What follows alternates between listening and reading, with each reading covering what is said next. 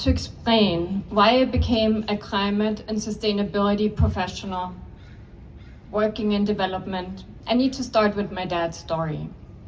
It was 1949, 4 years after the end of World War.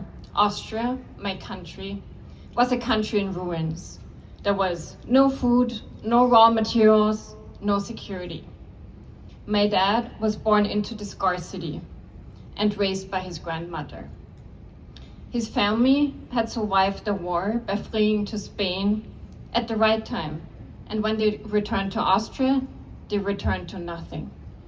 But there was something. Every month, a package, actually cotton bags.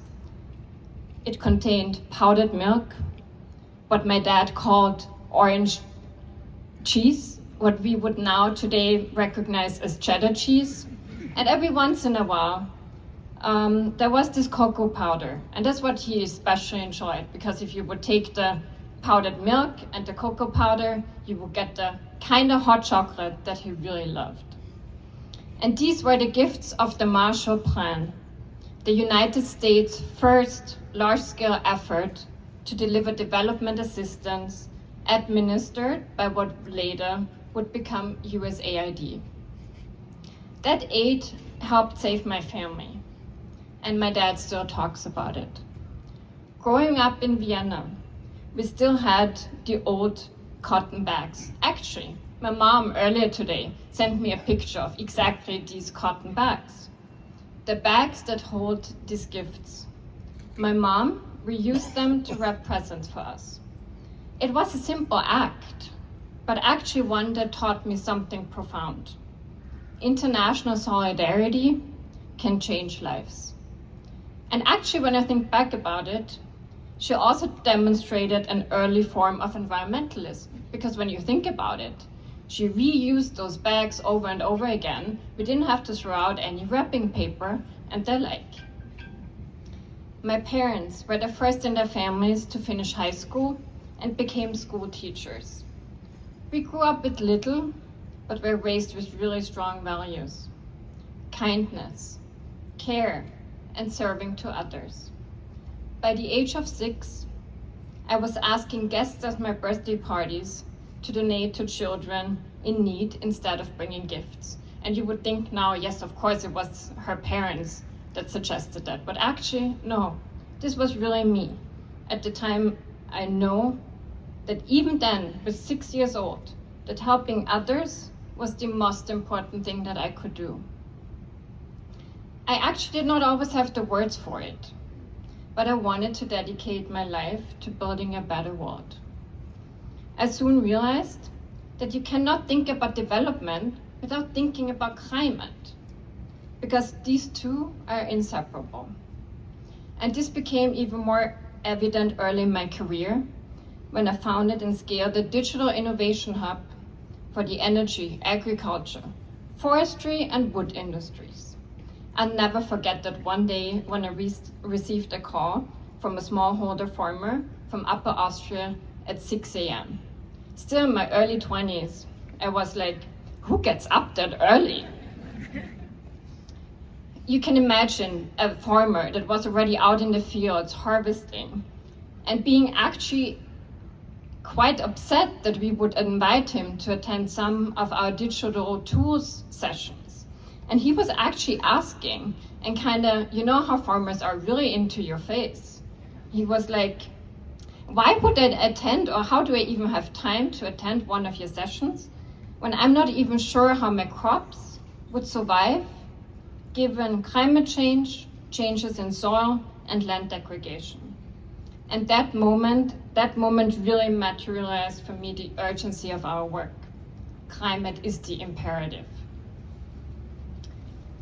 This truth came into even sharper focus recently, when I attended the 4th International Conference on Financing for Development in Seville, Spain.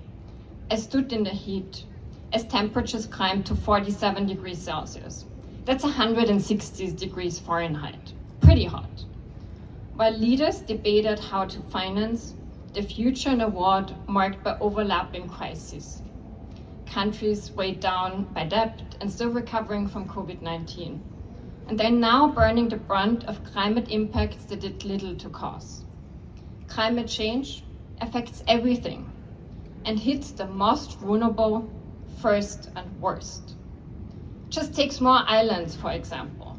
They contribute less than 1% of our global greenhouse gas emissions, yet they're the most affected by climate change. Rising sea levels, destroyed ecosystems, and disappearing cultures are present realities.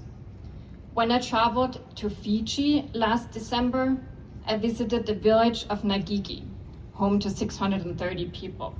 And if you've ever been to Fiji or want to go to Fiji, it's located on the Savu Bay in Vanua Levu. There, Carlos Lee, a habitant, one of the 630 people, actually was really worried because the sea is coming closer, further onto the land, and there's sea intrusion into their plantations, and there's actually water, there's flood on land where it never used to be. And his words, they brought it home for me. This is exactly why I conceptualized and now manage the OPEC Fund's Island Resilience Facility.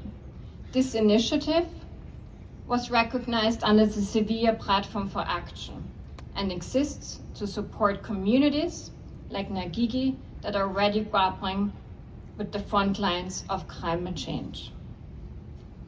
75 years ago, the United States Marshall Plan was imperative for my family's survival on powdered milk and orange cheese. And today, with the complete closure of USAID earlier this month, I cannot help but worry. Worry about others who need the support now like my family did back then.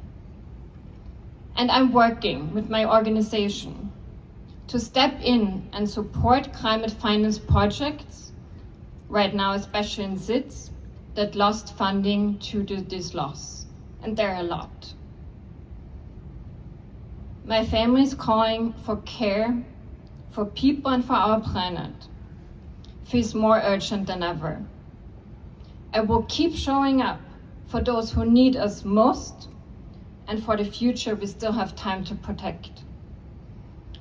And I'm immensely proud to be here today and to share this commitment with the ELP community. We're leaving the world a better place than we found it. It's not just a value, but our shared purpose.